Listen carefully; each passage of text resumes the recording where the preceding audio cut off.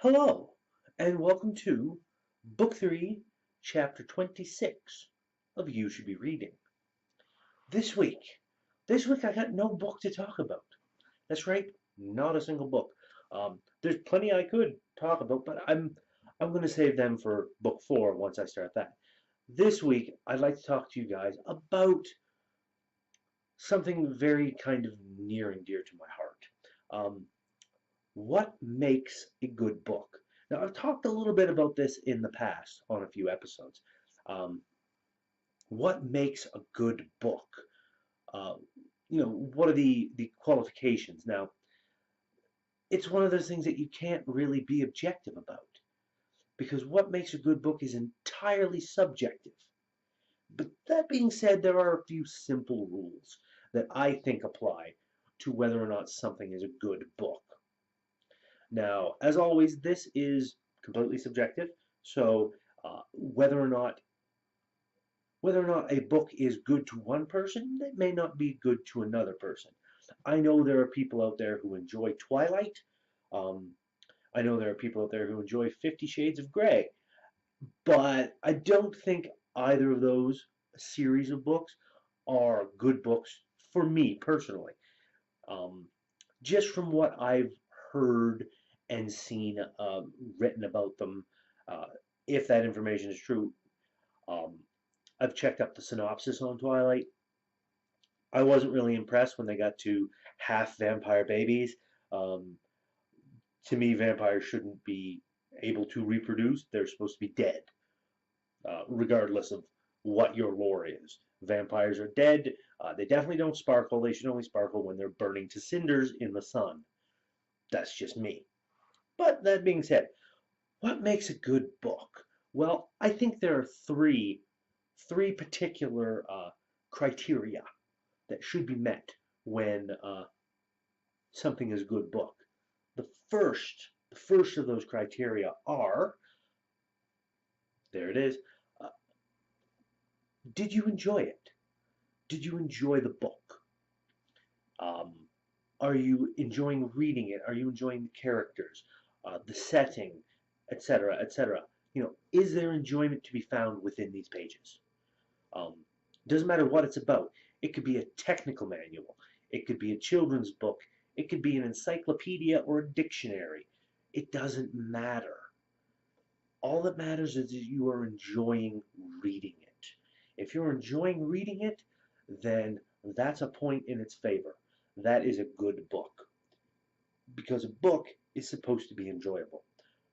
Not only that, it can educate, it can do anything. But as long as you're enjoying it, that is the main thing. Number two, the second particular criteria that I think should be applied to any book that you consider to be good. See, the first one is, of course, it has to be enjoyable. Second one, the second one is it interesting? Now, these are two separate things, I find. Something can be good and enjoyable, but not particularly interesting, right? You can enjoy a book, but not find anything interesting in it. Interesting, it's a word I use a lot in my in You Should Be Reading and other things. It's a word I use a lot because that is something that definitely I think has to be in any sort of media entertainment. It has to be interesting. It has to grab your interest. Now, me, I like certain things. I like certain genres. I love crime drama as long as it's done well. I love fantasy and sci-fi books, but I do occasionally foray into other things because things grab my interest. They're new, innovative, exciting. They take things in a different direction than I normally am. I'm currently reading Starship Troopers by Robert Heinlein. Never read any Heinlein before, uh, and I'm liking it. I'm liking Starship Troopers. It's an enjoyable book, and it's also interesting because I've never seen a world being built the way this one is with Starship Troopers. The kind of military and civilian, the belief system by the society in general, in terms of corporal punishment and so on. It's not something that I've seen in a lot of books before. It's something new to me. I know it's not a new book, but it's new to me, so it's interesting and it's got my attention, and that is important. So those are two of the three qualities, the three criteria that I think should be in a good book. It's got to be enjoyable. It's got to be interesting. Now the third can be, the third is a lot more subjective. Well, technically the first two are subjective as well, but the third is, I think, even more so. The third is that it has to have an appealing writing style. Now, this usually falls on the reader and the author quite heavily. Now, there are quite a few books out there that I'm sure lots of people love, lots of people enjoy, lots of people find interesting, but when it gets to the writing style, that can make or break for some people. Um, and writing style really encompasses a lot, but it's generally how the author portrays his world, how the author portrays his or her characters, uh, the dialogue, and so on. All that writing style, all that flair, the little idiosyncrasies that the author works in with their characters, that is important. It needs to be there, and it needs to be appealing to the reader. If you're reading a book that has a writing style that isn't really um, appealing, it doesn't grab you. You find it hard to read through this particular style of writing. You can like the material, you can like the genre, you can even like the characters. But if the writing style itself isn't there, it's not appealing to you, then it's not going to be a good book. It'll detract from the enjoyment. It'll detract from the interest. So you need that writing style to be there to really wrap you in a warm fuzzy blanket, so to speak. And there's a corollary to this one. So technically, it's like three rules and a bit. So this is the 3B rule, or the 3A first corollary uh, to writing style. All right, you with me so far? Okay, we're almost done. Don't worry, it's going to be painless. Uh, the With the writing style, with the interest, with the enjoyment, there is also the fact that um, when I read books, there is always a certain level of a disbelief. There's a threshold of disbelief that I will set, and for me, I'll say it's fairly high. I can forgive a lot for a book. I'm a very forgiving reader when it comes to stuff. Um, there are books that some of my friends have been like, I couldn't get through the first book, and I'm like, really? I read like 8 books in the series before I stopped. So it all depends. So there's this threshold of disbelief that every reader ultimately has with any book that they read, because you're reading the world.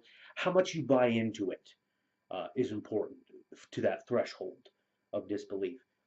And after a certain point, you kind of get a feel and you know what the rules are that this author is setting for their world. There's always, those rules have to be there.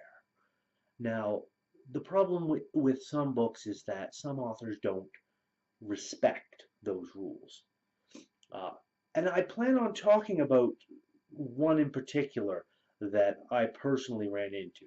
I want to have a relook at the books, or the one in particular that that's the problem, but that's another episode. The corollary to the writing style rule is that the author has to maintain their own consistency. Please do that, authors. You need to maintain that consistency in your writing. You can forgive, like we as readers can and often do forgive some lapses, but there's some that just can't be done. You need to definitely maintain that consistency in your writing. If you set a rule for the universe, you can't break that rule unless you've already established that sometimes the rules can be broken under specific circumstances.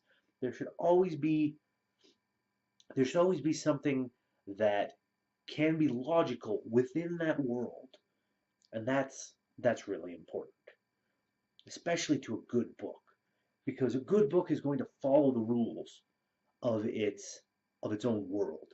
It's going to stay in that creationary consistency and really keep to it, because then people know what to expect. So you can pull things out of left field that still follow the rules, and they're just like blown away because they didn't expect this to happen. That is how uh, that's how good consistency is. That's how good writing style works. So those are my three criteria for what makes a good book. You're going to need your enjoyability. You're going to need your what is it? I thought about it. I'm drawing a blank.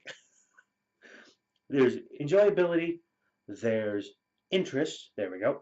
Enjoyability, interest, writing style, and consistency of writing style. Consistency of world building. You need all that.